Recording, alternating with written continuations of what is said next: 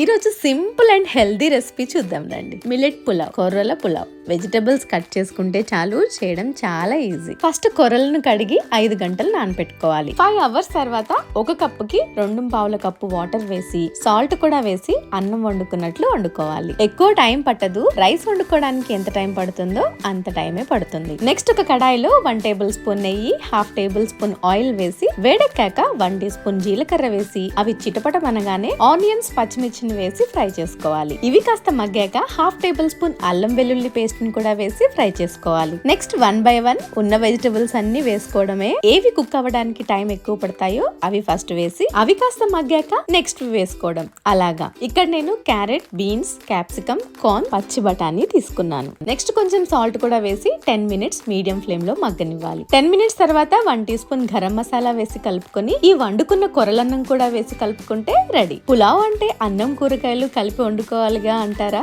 ఇలా చేస్తే పేస్ట్ అవ్వకుండా పొడి పొడిలాడుతూ ఉంటుంది అని ఇలా చేశాను. అండ్ ఇది వేడి వేడిగా తింటే చాలా బాగుంటుంది. చల్లారిపోతే గట్టిపడిపోతుంది. దీన్ని ఇలానే తినేసేయొచ్చు, లేదంటే పెరుగు చట్నీతో కూడా సర్వ్ చేసుకోవచ్చు.